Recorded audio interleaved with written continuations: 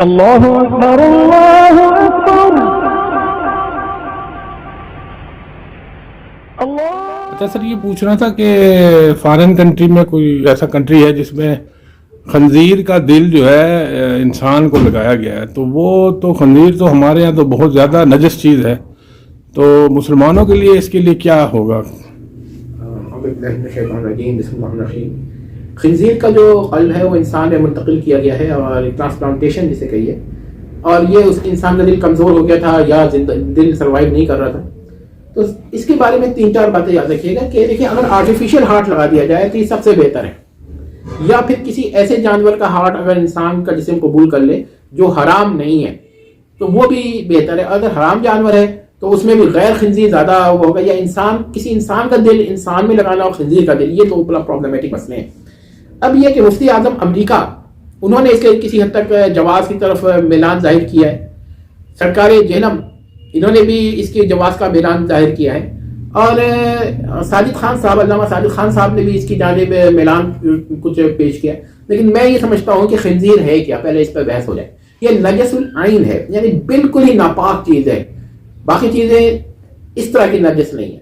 تو اگر آپ دل کے اپنے جسم کے اندر یہ دل رکھ رہے ہیں تو آپ پاک کیسے ہوں گے؟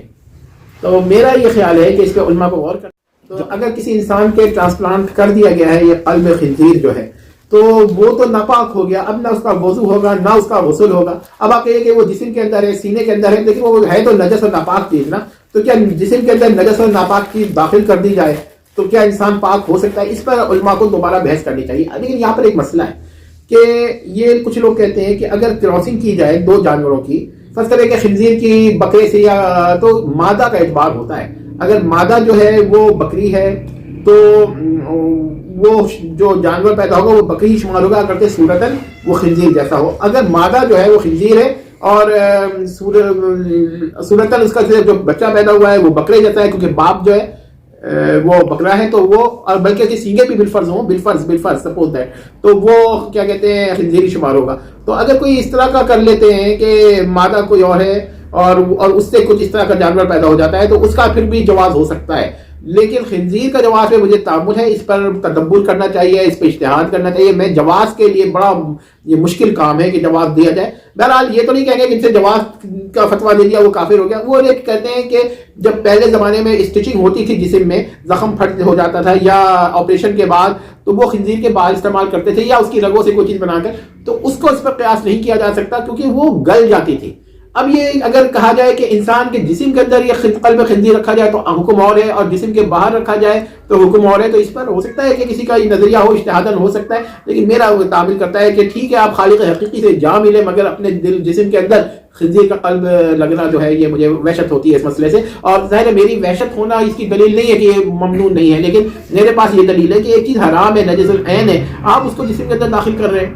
تو پھر یہ کیا جسم میں داخل ہونے کے بعد آپ کے جو ظاہری وضو ہے، غسل ہے، اور یہ دونوں باتیں آپ نے مان لی. آپ کیا یہ اس قلب کے ساتھ حرم شریف میں طواف کرنا پسند کریں گے؟ کیا اس قلب کے ساتھ آپ مدینہ شریف میں جا کے نماز پڑھنا پسند کریں گے؟ ہرگز نہیں کریں گے.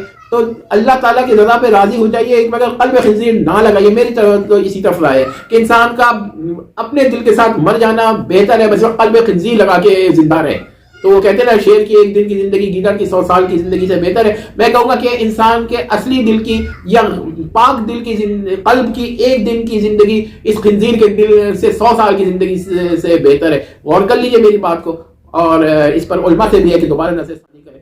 واللہ بس اتنا ہی کافی ہے. میرا مطلب یہ موقف ہے، اس کے مزید میں نے کچھ نہیں اس مسئلے پہ کہنا کہ علماء غور کریں. میرا تو یہ سمجھتا ہوں کہ بہتر نہیں ہے، یہ ممنوع ہے. اور دلیل میں نے یہی دی ہے کہ آپ کیا اس قلب کے ساتھ کعبۃ اللہ کا طواف کرنا پسند کریں گے؟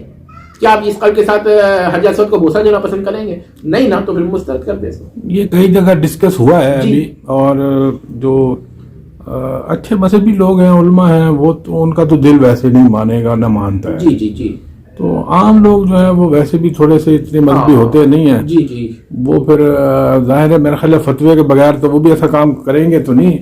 لیکن کوئی پتہ نہیں لوگوں کا آج کل نہیں پتہ ہے. بہرحال دیکھیے انشاءاللہ کوئی نہ کوئی آلٹرنیٹو اس کا بھی نکل آئے گا کہ یہ مسئلہ